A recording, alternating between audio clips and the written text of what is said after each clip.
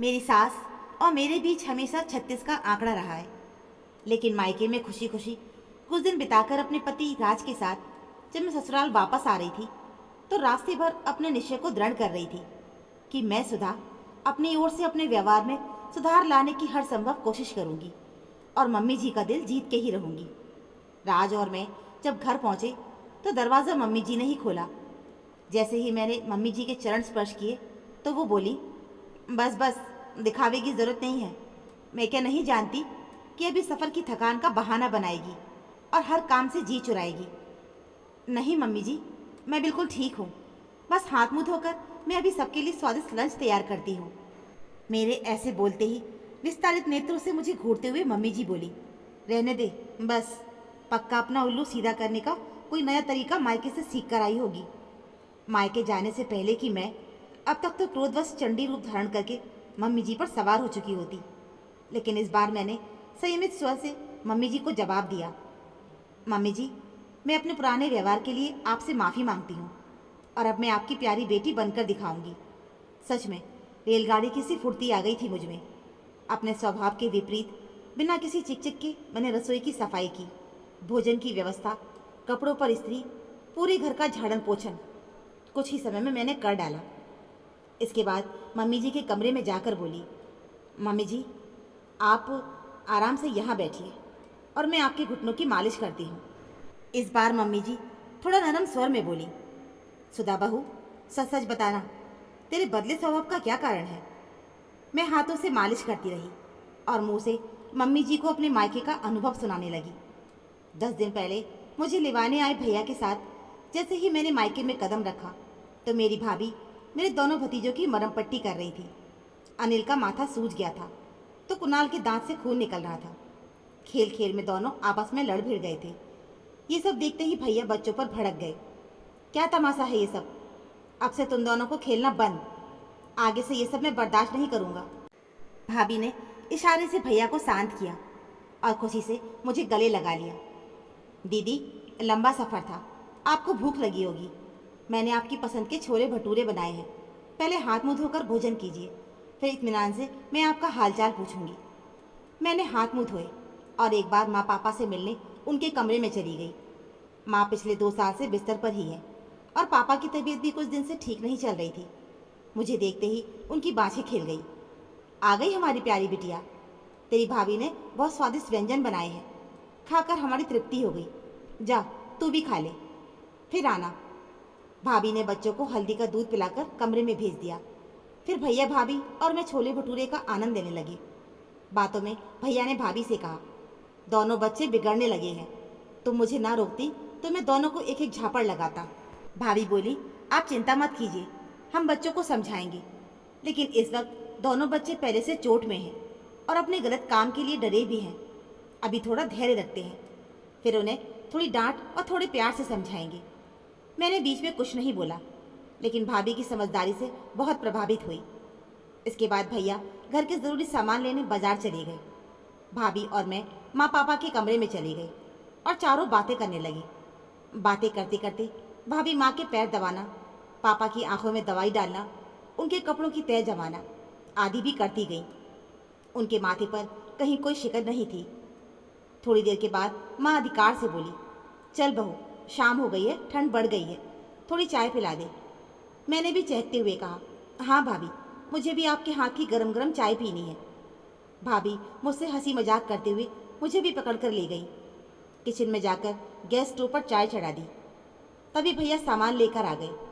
उन्होंने आवाज़ देकर हेल्प के लिए भाभी को नीचे बुला लिया। भाभी मुझे चाय का ध्यान रखने को कहकर चली गई।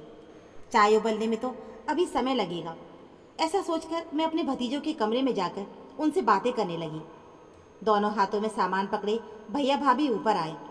अंदर आते ही भैया का पैर फिसला और सामान उनके हाथों से गिर गया और खुद को संभालते हुए भाभी पर क्रोधित हुए। सारी चाय उफन उफन कर किचन की स्लैब और किचन के फर्श से बहती हुई ड्राइंग रूम के फर्श तक आ पहुंची थी। तुम नीचे आने से पहले गैस बंद करके नहीं आ सकती थी? शर्मिंदा हुई मैं, कुछ बोलती, भाभी ने मुझे इशारे से चुप करा दिया। इतने में पापा की आवाज़ आई, बहू, कितनी देर लगाओगी चाय बनाने में? पापा जी, बस अभी आई। भाभी ने सब साफ किया, फिर चाय बनाई। माँ को चाय दी तो माँ चिल्लाई, बहू इतनी गर्म चाय से मेरा मुंह गला सब जलाएगी क्या? रख दे इसको वहाँ स्टूल पर, मैं पी लूँगी थोड़ी देर में। पापा को चाय दी तो पापा बोले, बहू कितनी बार कहा है कि इसमें थोड़ी चीनी और डाल दिया कर, स्वाद ही नहीं आता। भाभी बोली, पापा जी डायबिटीज़ में चीनी ठीक नहीं रहती, डॉक्टर ने मना किया है ना, प्लीज़ आप ऐसे ही पी लीजिए।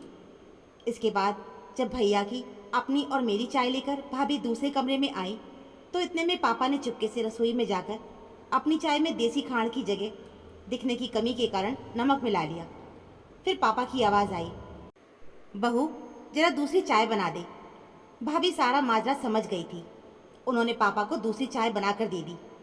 इतने में माँ की आवाज़ आई, बहू मेरी चाय तो बुरी तरह ठंडी हो गई है, ये बूढ़ी हड्डियाँ जम जाएंगी।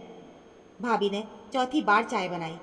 माँ फिर भी बोली, बहू थोड़ा तो समझ जा, पहले ही काम ध्यान से कर लिया कर, जा अब अपनी चाय पी ले। अब पापा ने भी कहा, बहू तेरी चाय का तो हम भूल ही जाते हैं, जा।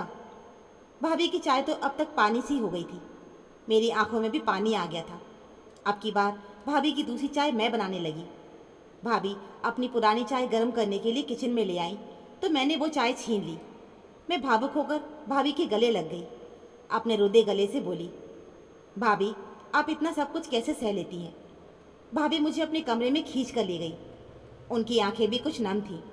वो बोली, अपनापन सुधा दीदी, अपनापन। सहनशीलता का जन्म यहीं से होता है। इसी अपनत्व के कारण ही तो आपने मेरे लिए नई चाय बनाई। उनकी बातें सुनकर मैं चकित थी। लेकिन भाभी आपको माँ पापा और भाई की बातों का कभी बुरा नहीं लगता? भाभी ने अपनी चाय की चुस्की ली और मेरी ओर देखा। बुरा लगता है दीदी, लेकिन बस थोड़ी देर के लिए। रिश्तों में धैर्य और प्रेम ही सबसे बड़ी ताकत है। जब कोई हमें गलत समझे तो गुस्सा करने से बेहतर है उनके मन की बात और उनकी स्थिति को समझने की कोशिश करना, उनके स्थान पर स्वयं को रखकर देखना। वो आगे बोली, माँ पापा के स्थान पर जब मैं स्वयं को रखती हूँ तो ही मैं वृद्धावस्था से जुड़ी उनकी मनोदशा को समझ पाती हूँ। अगर हम छोटी छोटी बातों पर गुस्सा होकर हर चीज़ छोड़ दें तो हम अपने ही रिश्तों को तोड़ बैठते हैं। फिर भाभी हंसने लगी, सुधा दीदी आपने माँ पापा के मन में मेरे लिए अपनापन नहीं देखा? मेरी चाय की कैसे दोनों को चिंता थी और कैसे आपके सामने मेरे बनाए छोले भटूरों की सराहना कर रहे थे। उनकी बातों में कुछ ऐसा था कि मैंने उनका हाथ पकड़ा और कहा, भाभी मैं भी अब अपनी सास की बेटी बनूंगी, धैर्य और अपनेपन से उन्हें अपना बनाऊंगी। अपनी सास की मालिश करते मेरे हाथ तो अभी भी चलते रहे, लेकिन उन्हें अपने मायके का अनुभव सुनाते ही मेरी वाणी ने स्वयं ही विराम ले लिया। मेरी सास भी रो पड़ी और मुझे अपनी आगोश में लेते हुए बोली, सुधा मेरी बेटी, मैं भी अब तेरी सास नहीं तेरी माँ बनूंगी। हमें माँ बेटी बनाने के लिए तेरी भाभी को मेरा दिल से आशीर्वाद है। तो दोस्तों ये थी हमारी आज की कहानी। उम्मीद है आपको हमारी ये कहानी ज़रूर पसंद आई होगी। कहानी अच्छी लगी हो तो प्लीज़ वीडियो को लाइक और चैनल को सब्सक्राइब ज़रूर कर लीजिएगा। मिलते हैं फिर एक और ऐसी नई कहानी के साथ। कहानी सुनने के लिए आप सभी का बहुत बहुत धन्यवाद।